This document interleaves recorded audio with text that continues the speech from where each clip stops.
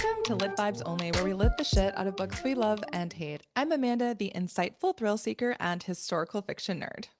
And I'm Kelsey, the unhinged, diehard romantic and fantasy reader. Welcome to our Welcome, podcast welcome. and our Lit Rex episode. First, we would like to point you towards our socials. That is, of course, on Instagram at litvibesonly_podcast and on TikTok and YouTube at litvibesonly podcast. And newer edition, because this will be like 3 months in by the time you hear this, we started Fable accounts this year. And that is where we created book clubs so that you can decide what books we read for our Lit It or Quit It episodes. And so that's exciting. And that's a new thing we're doing this year because we want to give you more of an opportunity to have your voice heard and like what you're reading and what you'd like to read. And please go over, find us. We're both under Lit Vibes Only podcast, and then it says Kelsey or Amanda. So pretty easy to follow. Yeah. And then, of course, just take a couple seconds to rate and review the podcast. We would really appreciate that. Yes, we will. And that just helps with like visibility and people finding us. Yeah.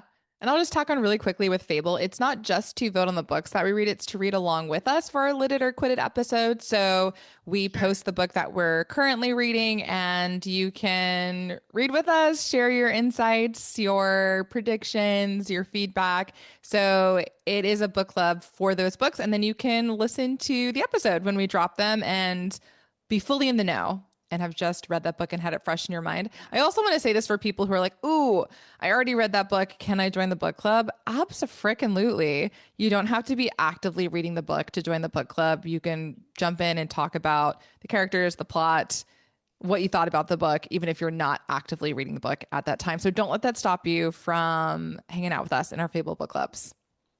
Yeah.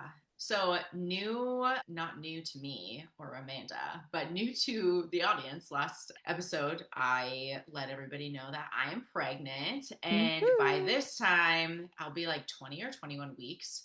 And I'm struggling still a little bit with nausea. And I'm over here gagging a little bit today. So hopefully we can make it through. This sucks. Any woman who has been through this, it is rough out there, especially in the first trimester. But right now, currently, as we're recording, I'm like 16 weeks and it is still not going away. So I'm really hoping like this is like the last little bit of it. So pray for me, please. We are going to talk about what we're currently reading before we get into our recommendations for this month. And as always, I feel like I'm either finishing a book or starting a book when we record these. And so I'm just about to start a book that was recommended to me by my friend Anna. Hi, Anna. I've mentioned Anna before on the podcast. It is called Strange Houses, and it's by a Japanese author called Uketsu. I think I'm saying that, but translated by Jim Ryan into English. And I'm super curious about this book because it's a mystery. It is based on a series of like floor plans. And so it's not just text, it's also like visuals and using images to figure out what's going on and why. And so it's going to be interesting reading this book on a Kindle because I won't be able to flip back and forth between the floor plans to try and put things together. So I'm going to see if I can pull them up somewhere online.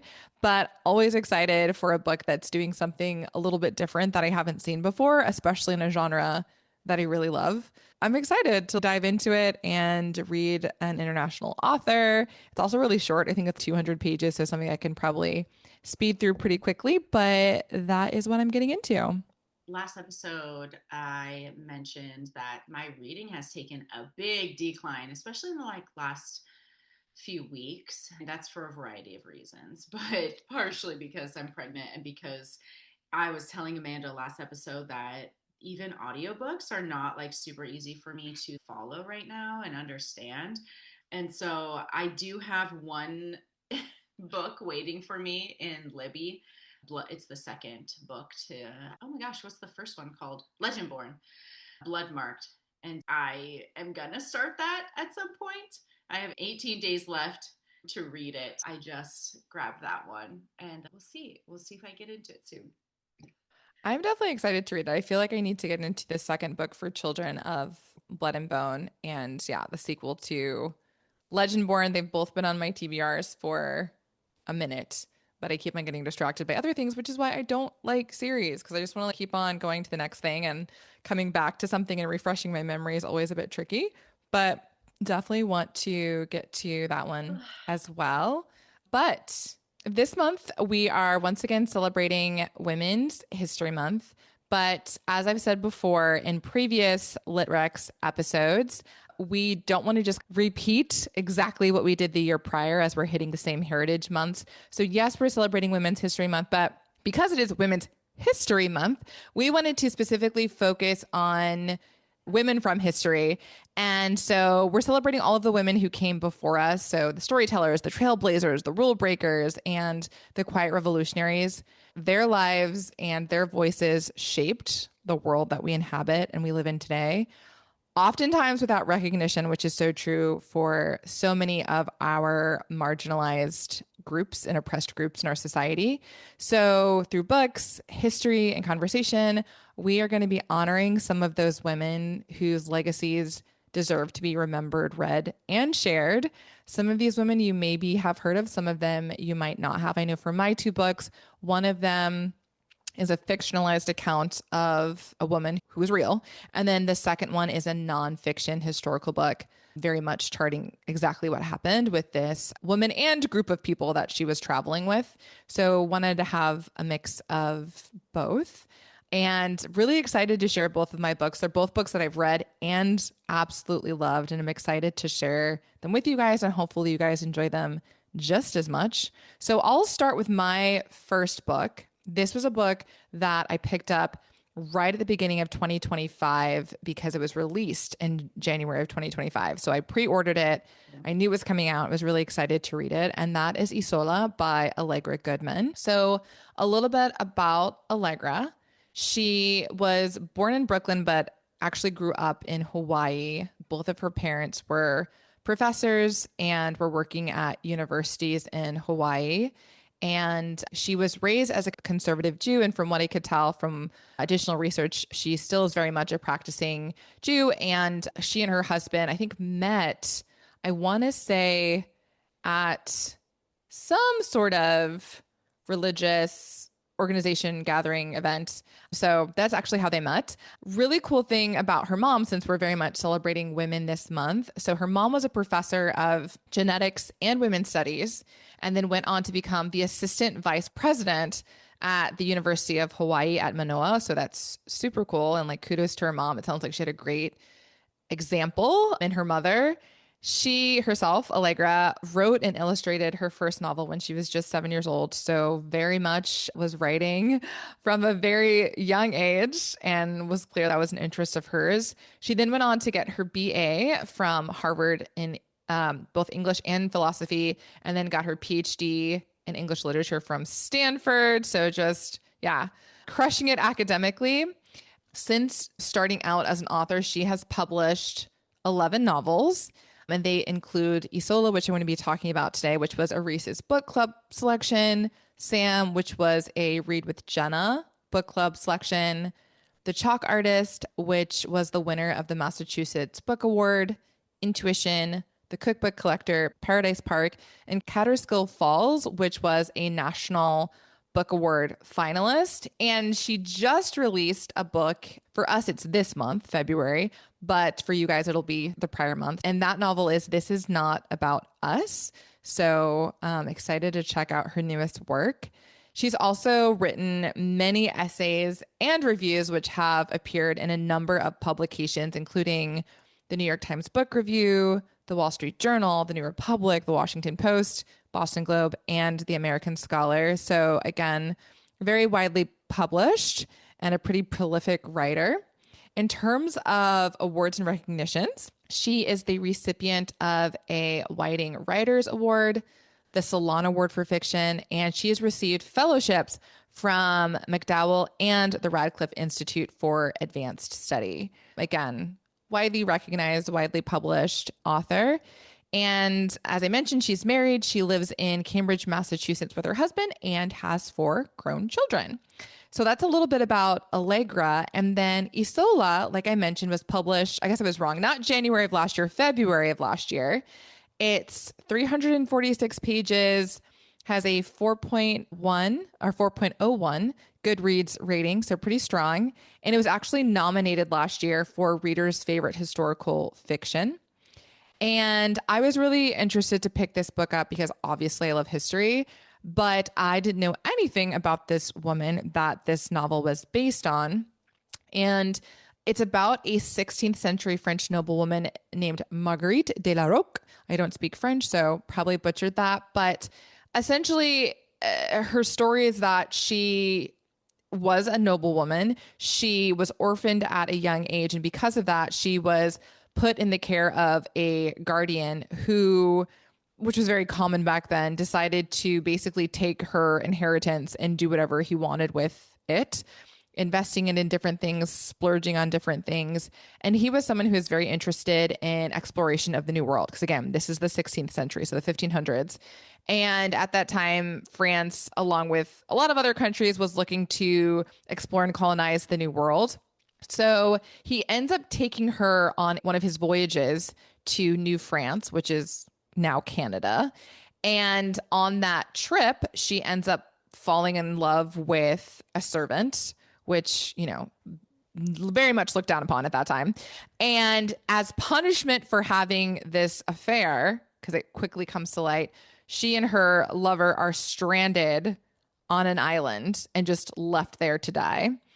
And this is not a spoiler because this is historical fact. She does survive. And so this story is about how she survived. And it's great. It's a great story. It's about survival and love and faith and defiance and all of these really amazing things.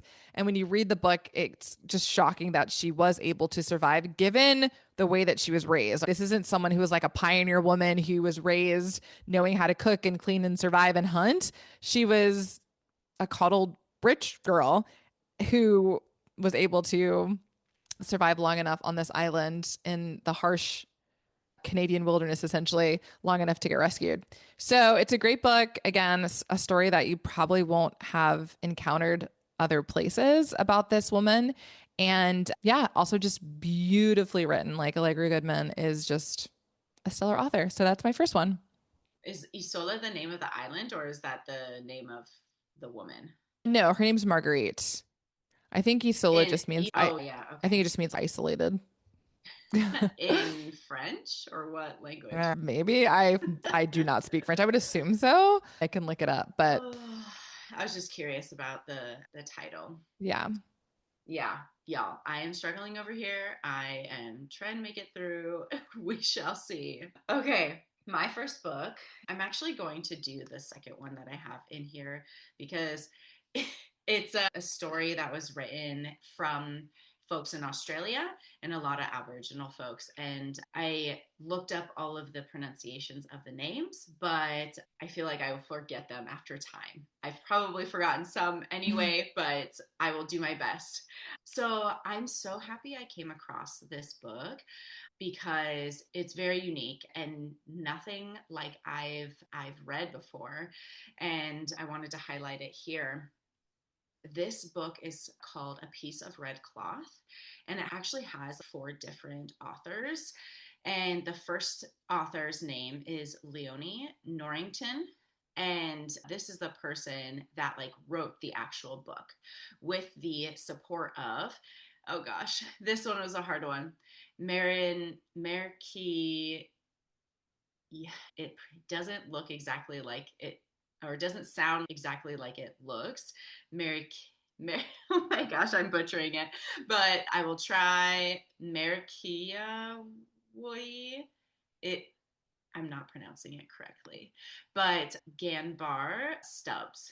And this person is, again, another pronunciation, Yolinga, cultural custodian, and he's an elder whose family and community histories form the basis of the stories in the book.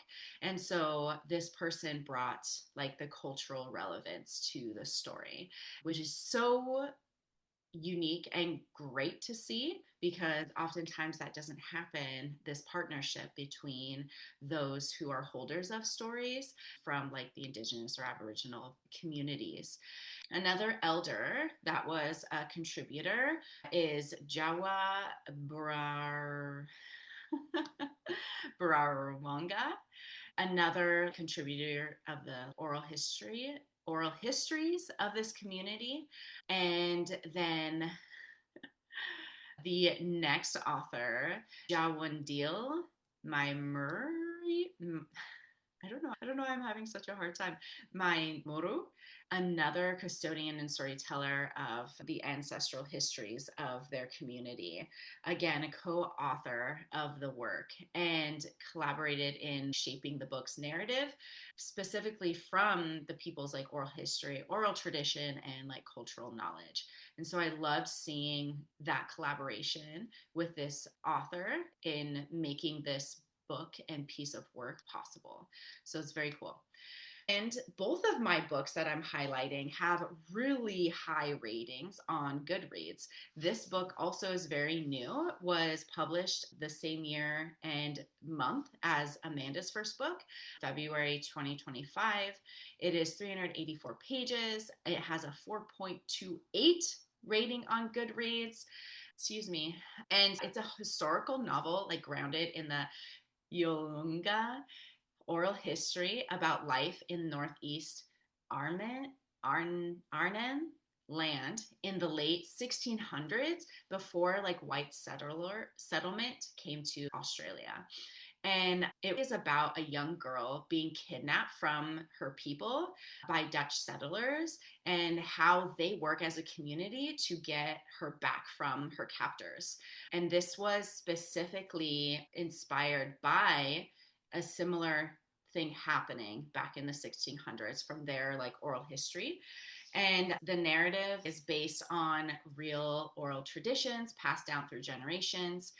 And like I said, including like stories of a girl kidnapped by traders and settlers. It also includes mystical and spiritual elements grounded in the people's history as an expression of the cultural like worldview. And I love that piece because that's also something that I experience within my own culture is oftentimes people think it's just a fantasy, but some of these things are reality for the peoples of these cultures. And so I loved the way that brought that together.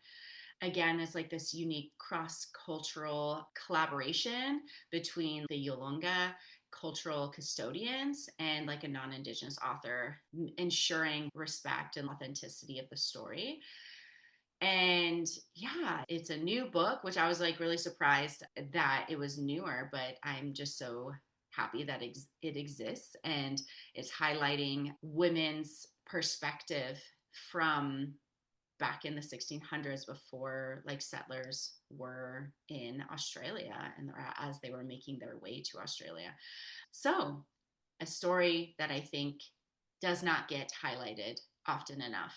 Yeah, that sounds fascinating. And I feel, especially in the United States, we don't learn much about Aboriginal history, Australian history. And so I am very appreciative, especially that you mentioned that the author's non-Indigenous, but it Mm-hmm. looks like up here it says that they're from the Barunga community.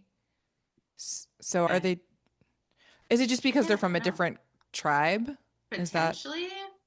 Hold on, let me look okay? again. Okay. Yeah. But either way, whether they're indigenous or not, I think it's always important if you're going to tell a story, especially a story that's based on fact and not fiction, that you are very much doing it in collaboration with the people whose stories you're telling. She grew up among Aboriginal people. Okay. Okay. Mm-hmm. Well, yeah. So kudos to her for doing that versus just being like, oh, I lived with them and I have enough knowledge to write the Yeah, story. Because I think, yeah, that's obviously an issue that comes up a lot in the publishing world and the writing world. Like, who gets to tell what stories? We've talked about that previously on other episodes. And totally. I'm glad that she took the time to, yeah, let them share their oral traditions. And she's essentially writing them down and putting them into this narrative. Mm-hmm. Okay, I will have to check that one out because it's very much in my Yeah. preferred genres. And I also spent time living in Australia. So that's very cool. Okay, so my second book is historical nonfiction. So again, another genre that I really like and try to sprinkle throughout my year, my reading year. This book is The Indifferent Stars Above, the harrowing saga of a Donner Party Bride by Daniel James Brown. Daniel James Brown, a little bit about him. He is an American author who writes narrative nonfiction books. He's from this side of the country, so born and raised in California, specifically in the Bay Area. He also, like with my previous author, Allegra, earned his BA in English from UC Berkeley and then went on to get an MA from UCLA. And then he actually currently lives here right outside of Seattle and was given an honorary doctorate by the University of Washington in 2024. And in addition to being a writer, he started off teaching writing actually at San Jose State University and also Stanford before becoming a technical writer and editor. And then from there, he ventured into becoming a full-time author of narrative nonfiction and has now published 4 books. His first book, which I actually just got from Libby yesterday and I'm really excited to check out, is Under a Flaming Sky. And that was published in 2006. And it tells the story of the Great Hinkley Fire in Minnesota, which is like this forest fire that just got out of control. And apparently, what happened there is one of the reasons why our current Forest Service handles forest fires the way that they do now because of everything that went wrong back then. And actually, one of the victims of the fire was his great grandfather. And so he was able to find some like old newspaper clippings, et cetera, from this incident in his family's archives. And that inspired him to write this book. And then he went on to write a bunch of other books. So he wrote The Boys in the Boat, which a lot of people know because it was made into a movie a couple of years ago in 2023 and is also a #1 New York Times bestseller. And that is about a group of young men here in Seattle at the University of Washington, a group of rowers who went on all the way up and made it to the Olympics, very much the underdog. So it's a great story. And then he wrote Facing the Mountain, which is about Japanese Americans during World War II here in the United States and their experience both being sent to the internment camps on our soil and also Japanese American men who went off to fight for our country. And then The Indifferent Stars Above, which I'm going to talk about in just a second. His books have won a lot of different awards and recognitions, including the Washington State Book Award for Nonfiction and the Indie's Choice Adult Nonfiction Book of the Year from the ABA, the American Booksellers Association. As I said, he currently lives right outside of Seattle in the country with his wife and his dog, Quincy. This book, and you might have picked up on a theme with most of his books, except for the first one, they all take place primarily on the West Coast. This book was published in April of 2009. It's 352 pages. Again, another really strong Goodreads rating at 4.25. And I was going to like write my own little summary of the book, but I really liked the book jacket description. So I'm just going to read that to you. It'll give you a really good sense of what this book is about. So it says, in April of 1846, 21-year-old Sarah Graves, intent on a better future, set out west from Illinois with her new husband, her parents, and 8 siblings. 7 months later, after joining a party of immigrants led by George Donner, they reached the Sierra Nevada mountains just as the first heavy snows of the season closed the pass ahead of them.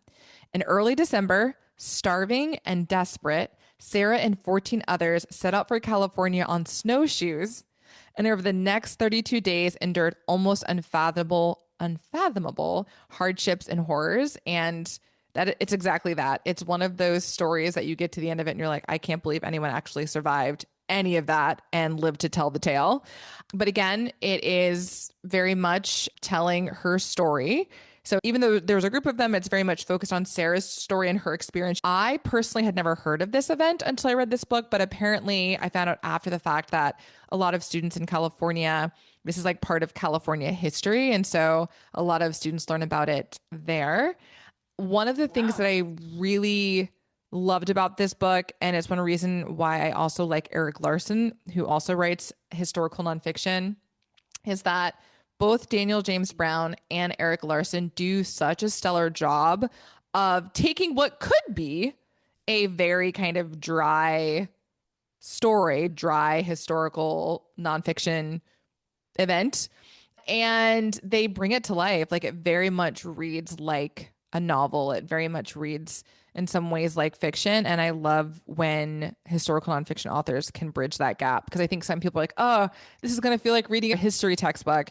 And it's very much not that. So I thoroughly enjoyed it. My jaw hit the floor multiple times. I still think about this book on the regular because it was just such an insane story. I still do not understand how the people who survived survived. And I'm excited to keep reading his work. I'd forgotten not about the book, but about him. Oh, yeah, he wrote more stuff. I can read more of his stuff. So I'm excited to read Under a Flaming Sky in the next couple of weeks. And I hope I love it just as much. Very cool. Did you say it was, his name was Eric Larson, the other Yeah. author? Hmm. Was there another book that you recommended by him I on mean, one of the episodes? I read The Devil in the White City most recently on the pod or and talked about it on the podcast, which Okay. is about the World's Fair and like the serial Oh killer yeah. that was operating around the same time. Yeah. No, I think I It's remember yeah, that. it's really good. It's so interesting how people can make nonfiction work like that. Yeah. Some people It's can and great. some people you're reading like this is so boring and I just Yes, feel like I'm in school again. absolutely. Amanda, my second recommendation is right up your alley. I know I saw it and I was like, yep, this is. Have you read this book? I have not. Oh, okay. So this is Yellow Wife by Sadeqa Johnson. It is a very popular book. And I was really looking for stories that are unique and stories that haven't necessarily been highlighted a ton. And the author, she's from Philadelphia, but now lives in Virginia. So she's from the East Side, East Coast. She is a New York Times best-selling author of 6 novels. And interestingly enough, she started as a romance writer Oh, and then transitioned into historical fiction, she moved in the which right direction. it's like such an interesting trajectory. But I'm curious about her romance novels. Yeah. Yeah, she often writes about love, betrayal, like motherhood, colorism, and social power, and has been praised for being emotionally gripping, immersive, and unflinching. Okay. Not romanticizing history, but humanizing it. And her most recent novel is Keeper of Lost Children, which was just released from our perspective, recording right now, last week in January. Nice. Yeah, getting into the novel called Yellow Wife. It's historical fiction, published in 2021. Sorry, there was like an incorrect thing I was looking at. I wanted to make sure that I had it right here. It's 2021. It has a 4.43 Goodreads rating. Wow, that That is is, insane. it is insane. It's so high and only is 278 pages, Oh, if you can believe it. that's It's pretty. very Yeah. short. All right. And the story is based on the real person, Mary Lumpkin's life, and is set in Virginia. And similar to you, Amanda, I'm going to read, I haven't read this book, but I'm going to read the like little synopsis of the book here. Born on a plantation in Charles City, Virginia, Phoebe Brown was promised her freedom on her 18th birthday. But when her birthday finally comes around, instead of the idyllic life she was hoping for with her true love, she finds herself thrust into the bowels of slavery at the infamous Devil's Half Acre, a jail where slaves are broken, tortured, and sold every day. Forced to become the mistress of the brutal man who owns the jail, Phoebe faces the ultimate sacrifice to protect her heart in this powerful, thrilling story of one slave's fight for freedom. Mm. And Oprah Magazine had highlighted, I don't think it was like a book club book, but I think that's partially why it's also popular when those Yeah. people get a hold of it. Endorse it. Yeah. Yeah. The book won the NPR's Best Book of the Year pick in Okay. 2021 and is the winner of the Library of Virginia's 2022 Literary People's Choice Award. I don't understand why there's so many awards and I don't why, know, like, but where they they, all. I feel like they just can come out of nowhere and, like, the names of them could be Hmm. 10 words long and it's so interesting. Seems Such very an interesting arbitrary word. sometimes. But anyway, I felt like that was something I would even be interested in reading, obviously, Oh, why I'm really? I feel like this would be recommending. too dark for you. Yeah, no, I think it definitely would be one of those books where it's like, oh, right place, right time.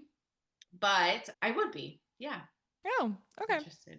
I'm definitely interested. I'm definitely going to add some of her books to my TBR after this Hmm. episode for sure. I Yeah, looked up like earlier because I saw that you were going to do this book, yeah. some information about Mary Lumpkin because she does obviously take some Oh, yeah, creative liberties with the story, so it's of not course. like word for word what happened because in actuality, Mary Lumpkin was not 18. She was 13 when she gave birth to her first kid with this guy Oh my who was God. 27 years older than her. So yeah, she was Ugh. obviously raped, ended up having, I think, 7 kids with him. But the interesting thing is that he ended up marrying her and left all of his property to her. And so definitely a little bit of a twist, not something you normally saw back then. Yeah. And a university ended up getting built on that land where the Devil's Half Acre used to be. And so, in some ways, it had a quote Wow. unquote happy ending. But yeah, the story itself is like definitely darker in terms of like how old she was when this all happened. Because Yes. here she's 18, right? This Phoebe Brown is. But yeah, I think these all sound like excellent choices. I'll quickly recap mine. My first book was Isola by Allegra Goodman. And then my second book was The Indifferent Stars Above by Daniel James Brown. And mine was Yellow Wife by Sadeqa Johnson, and then A Piece of Red Cloth by the four different authors. Yes, I'm we won't gonna get into go with the it. whole list again. But yeah, as always, these episodes are just meant as a way to expand your reading and offer you some suggestions as to ways to both celebrate this specific month, right, that we're in, but also just to find some perhaps windows for you to look through as you're reading and gain a better understanding of people who might be outside of your own lived experience. As always, we really want to hear from you guys and what recommendations you might have for books that celebrate women from history. And one of the ways that you can share that information with us is on our socials. So if you're not already, please make sure that you're following us on Instagram at litvibesonly_podcast or on YouTube or TikTok at litvibesonlypodcast. You can follow, comment, and subscribe on all of those places. It's a great way to connect with us and share your thoughts and feedback. You can also find us on Fable. I'm at litvibesonly-Amanda, and Kelsey's at litvibesonly-Kelsey. So plenty of ways to connect, to read books with us, to share your thoughts, and give us book recommendations for what we should cover on the podcast. And of course, most importantly, if you still have not rated and reviewed our podcast at this point, I truly don't know why. I promise you when I say that it takes 2 seconds to hit that 5-star button.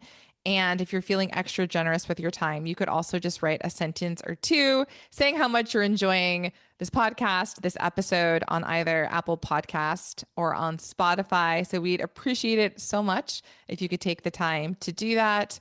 We will be posting on Thursday these 4 books, just as a reminder of what they are. And so you can favorite that and save it so you can come back and reference it. But we're so glad that you joined us today, and we will see you next Monday.